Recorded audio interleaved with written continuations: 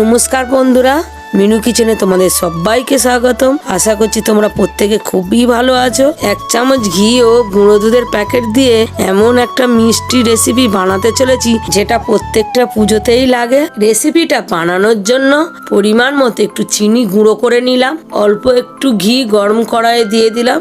এই মিষ্টি রেসিপিটা বানানো যে এতটাই সহজ, খেতে অসাধারণ, বাড়ির বাচ্চা থেকে বড় সবারই খুব ভালো লাগবে। ঘিটা একটু তেল ছেড়ে গেছে, কড়াটা একটু নাড়িয়ে দিয়ে হাফ গ্লাস পরিমাণ মতো একটু দুধ দিয়ে দিলাম, দিয়ে মিডিয়াম আঁচে একটু ফুটিয়ে নিচ্ছি।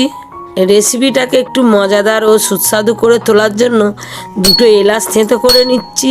চেষ্টা করবে এলাচের খোসাটা না দিয়ে শুধুমাত্র গুঁড়োটা দেওয়ার। 10 টাকা দামে একটা গুঁড়ো দুধের প্যাকেট কেটে দিয়ে দিলাম, দিয়ে সমানে ভালো করে নাড়তে হবে।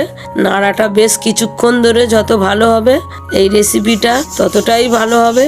যতক্ষণ না দুধটা ভালো মতো গলে যাচ্ছে ততক্ষণ না চিনিটা মেশানো যাবে না। দুধটা অনেকটা ক্যারামেলের মতো হয়ে এসছে, চিনির গুঁড়োটা দিয়ে ভালো করে মিশিয়ে নিচ্ছি। এলাচ 2টো থেঁতো গুঁড়ো করে রেখেছিলাম দিয়ে দিলাম। রেসিপিটা তোমরা কে কোথা থেকে দেখছো অবশ্যই তোমাদের কমেন্টের মাধ্যমে আমাকে জানাবে। এলাচটার গুঁড়ো দিয়ে একটু ভালো করে নাড়িয়ে নিয়ে পরিমাণ মতো একটু ঘি দিয়ে বেশ কিছুক্ষণ নাড়তে হবে।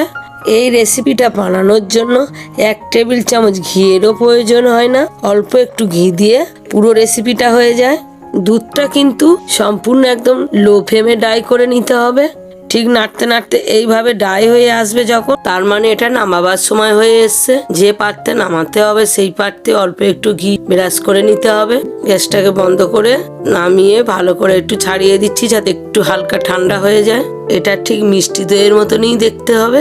এর আগে আমি আমার চ্যানেলে মিষ্টি দইয়ের রেসিপি খুব সহজ উপায়ে ছেড়েছি, এই ভিডিওটার শেষে নিচে লিঙ্ক দেওয়া রয়েছে, অবশ্যই দেখো।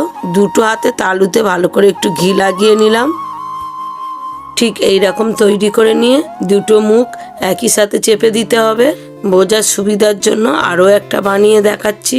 রেসিপিটা তোমরা কে কোথা থেকে দেখছো অবশ্যই কমেন্টের মাধ্যমে জানাবে।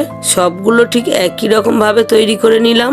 আজকের এই গুজিয়া রেসিপিটা তোমাদের কেমন লাগলো অবশ্যই তোমাদের লাইক কমেন্টের মাধ্যমে জানাবে।